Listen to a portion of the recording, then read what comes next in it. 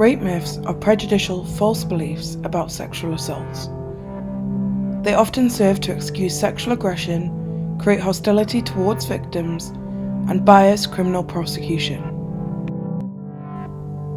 Myth: women are most likely to be raped outside, after dark, and by a stranger. Fact: only around 10% of rapes are committed by strangers. Myth: people often lie about being raped because they regret having sex with someone out of spite or for attention. Fact: false allegations of rape are very rare. Only 4% of cases of sexual violence reported to the UK police are found to be false.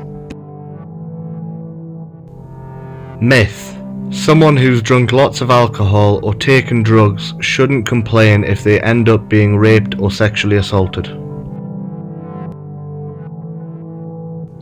Fact: in law, consent to sex is when someone agrees by choice and has the freedom and capacity to make that choice. Drugs and alcohol incapacitate the victim. Myth: if two people had sex with each other before, it's okay to have sex again, especially if they're in a relationship. Fact: consent must be given and received every time two people engage in sexual contact. Consent is not continuous. 14% of women are victims of rape committed by their husbands.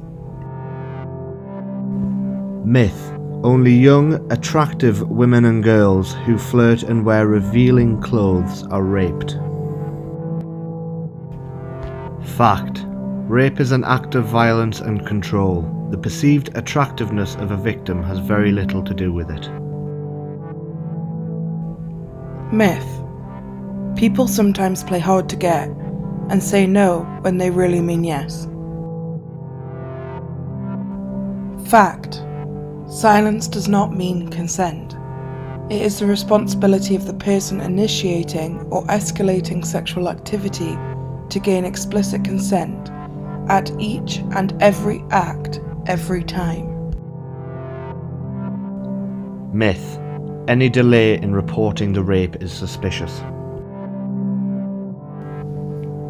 Fact: delayed reports in sexual assaults are very common, especially if the victim knows the perpetrator. 14% of people take more than 6 months to report assaults. Myth: a person being raped could stop the rapist if they really wanted to.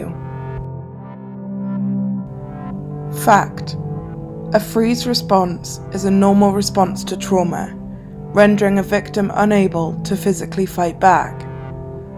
Coercion, threats, and manipulation are often used to commit sexual violence and keep the victim from fighting back.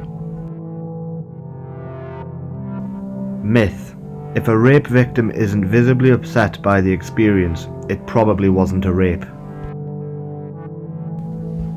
Fact: trauma responses can differ. Some may laugh, some may cry, and others will not show any emotions.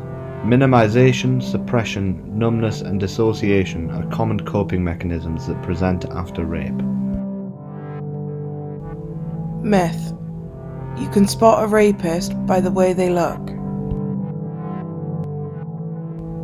Fact: rapists are not physically identifiable. Most rapists appear to be normal people in our society and come from all races, religions, and socio-economic groups.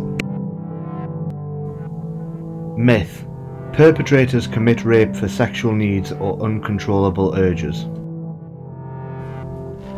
Fact: sexual gratification is not a motive for rape. Perpetrators seek domination and physical aggression as they lack control in other situations. Rape is an intentional act, and any urge for sexual gratification does not excuse the perpetrator. Myth: if the rapist is under the influence of drugs or alcohol, they may have done it by accident. Fact: Intoxication does not mean that the perpetrator is free from guilt. Rape is a general intent crime, meaning the prosecutors just have to prove a rapist was being negligent or reckless, such as being intoxicated. Myth: only women and gay men are raped. Fact: anyone is at risk of rape victimization, regardless of background, sexual orientation, gender, etc. However, some are at more risk than others: women, children, and those with disabilities.